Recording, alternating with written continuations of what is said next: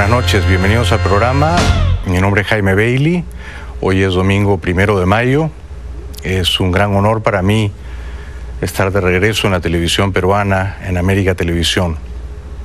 Gracias por la confianza y el aprecio que han depositado en mí. Espero estar a la altura de las circunstancias.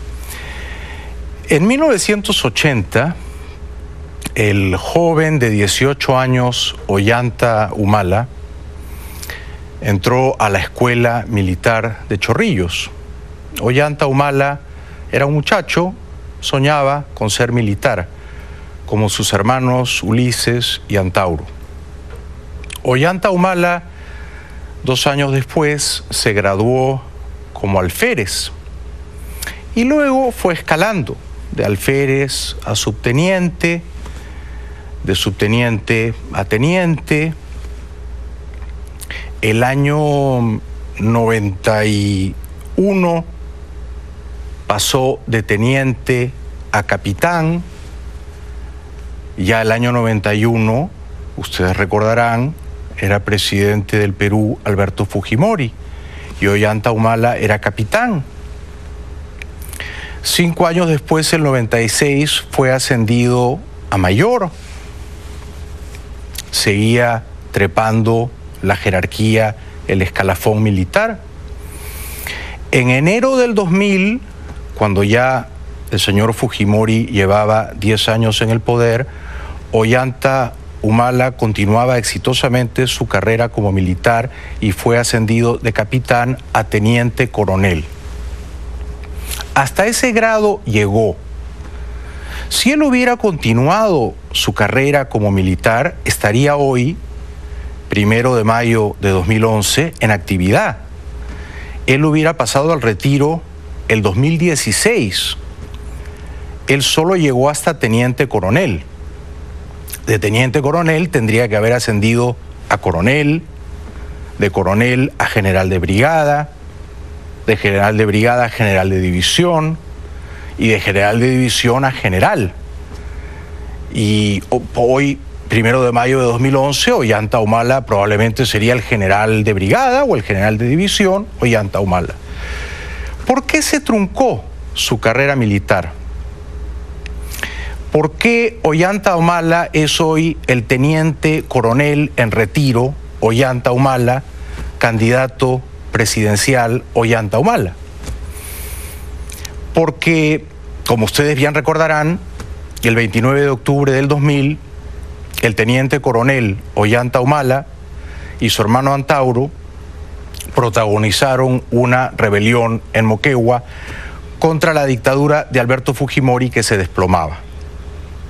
Como consecuencia de ello, la carrera militar de Ollanta Humala se vio interrumpida.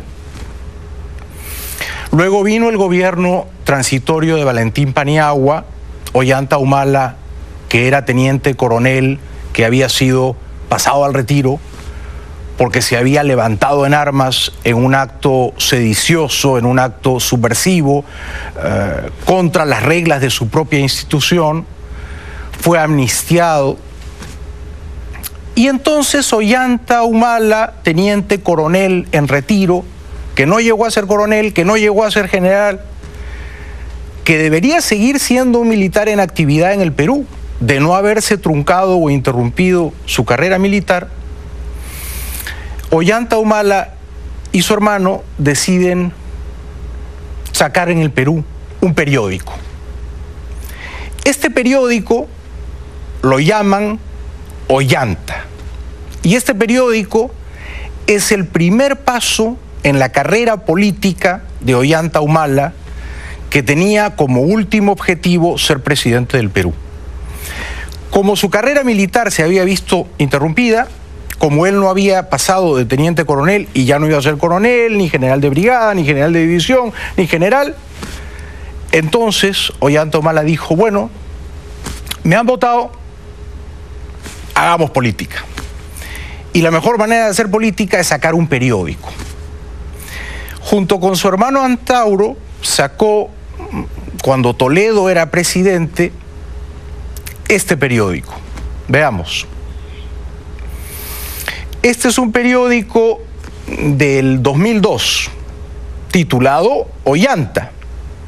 Si se titulaba Ollanta, naturalmente era porque Ollanta Humala quería que ese periódico se asociara con él. Y por lo tanto, las cosas que se publicaban en ese periódico, uno puede deducir lógicamente que representaban las ideas de Ollanta Humala, porque no hay muchos peruanos que se llamen Ollanta. Ollanta es un nombre atípico, es un nombre infrecuente, y Ollanta Humala dio su nombre a este periódico. Toledo era presidente y era un presidente legítimo, era un presidente democrático, era un presidente que en 2001 le había ganado limpia e inobjetablemente a Alan García.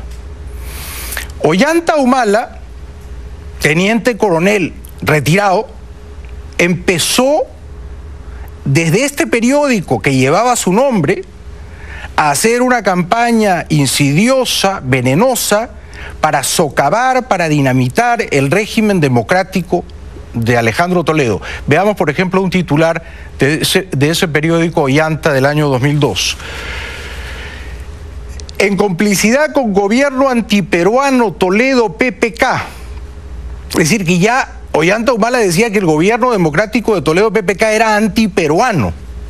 Barcos piratas saquean mar territorial peruano, millonarios forajidos, que está mal escrito porque se escribe con J, extranjeros se apoderan del comercio marítimo. Es decir, un periódico tremebundo, apocalíptico, que constantemente ponía en entredicho la legitimidad democrática del gobierno de Toledo y que pedía que había que cargarse al gobierno legítimo de Toledo, que había que dar un golpe contra el gobierno de Toledo.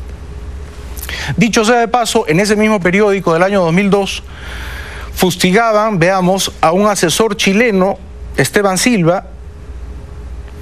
Asesor chileno Esteban Silva falsificó ley de zona franca. Bueno, dicen que ese señor ahora es asesor de Ollanta Humala, las vueltas que da la vida. Pero en ese mismo periódico que llevaba el nombre de Ollanta Humala y que por consiguiente era la expresión del pensamiento político de Ollanta Humala, se escribían cosas como esta. Velasco, o sea, el dictador Juan Velasco, fusilaba con hechos, le torció el pescuezo a los latifundistas, al embajador de Estados Unidos lo puso a 6 pasos, aterrorizó al ejército chileno y le levantó la dignidad al pueblo peruano. Nacionalistas peruanos, asimilemos esta experiencia para cuando seamos gobierno. ¡Viva Hugo Chávez! ¡Viva Juan Velasco! ¡Ey! Eso no lo digo yo, ¿ah? El viva Hugo Chávez, viva Juan Velasco, lo suscribía Ollanta Humala en su periódico Ollanta el año 2002, glorificando, exaltando a un dictador peruano, Juan Velasco, y a un tirano tropical, el venezolano Chávez. Este era el pensamiento político de Ollanta Humala cuando Toledo era presidente el año 2002. Y esto se repetía quincenalmente, porque este pasquín, este panfleto, que era abiertamente antidemocrático y que llamaba a derrocar al gobierno legítimo de Toledo, circulaba gratuitamente cada 15 días. Por ejemplo, en el 2003 salió esta portada. Curiosamente, en ese periódico Ollanta, que como les digo, si Ollanta Humala hubiera estado en desacuerdo con las barbaridades antidemocráticas y con la apología a la violencia que se hacía en ese libelo venenoso, pues hubiera dicho retiren mi nombre del encabezado. Fíjense ustedes cómo, coincidiendo con lo que ha dicho recientemente Mario Vargas Llosa, que los que usan el internet y chatean y mandan mensajes de texto piensan como monos, bueno, pues ahí también está la evolución del mono y luego el hombre y luego otra vez el mono. Pero veamos el titular de otro pasquín que hacían juntos los hermanos Ollanta Humala y Antauro Humala cuando el presidente democrático Alejandro Toledo gobernaba el Perú el año 2003. Veamos una toma más cercana. Ese periódico corresponde al año 2003. se titulaba Ollanta. Ollanta Humala, el 2003, miren esta curiosa contradicción, era adjunto al agregado militar de Perú en París. O sea, ni siquiera era agregado militar en París, era adjunto al agregado militar. Sabe Dios qué trabajo es ese, ¿no? Porque ya el agregado militar en París, yo no creo que se vaya a la guerra. Ahora, el adjunto del agregado militar, yo no sé qué hace, pero cobra $10.000. Bueno, Ollanta Humala estaba en París, mandado por Toledo. Al mismo tiempo, en el Perú, Ollanta Humala permitía que circulase este panfleto que decía gobiernucho colonial peruano. Bueno, el gobiernucho colonial peruano era el que le pagaba sus $10.000 al mes como adjunto del agregado militar peruano en París. Y mamíferos del Congreso al borde de un ataque de nervios. Repunte nacionalista aterra a criollos traidores y gringos zampones. Pero ¿qué lenguaje es este? ¿Qué lenguaje de barra brava? ¿Qué lenguaje de terrorista? Mamita, los cholos reservistas, huevo para el susto. Bueno, todo esto era el preludio, el calentamiento para el golpe que terminaron dando los hermanos Ollanta Humala y Antauro Humala contra el gobierno de Alejandro Toledo. Esto era simplemente una campaña psicológica. Cada 15 días el periódico Ollanta, que trataba de socavar, de minar la credibilidad del gobierno democrático de Alejandro Toledo.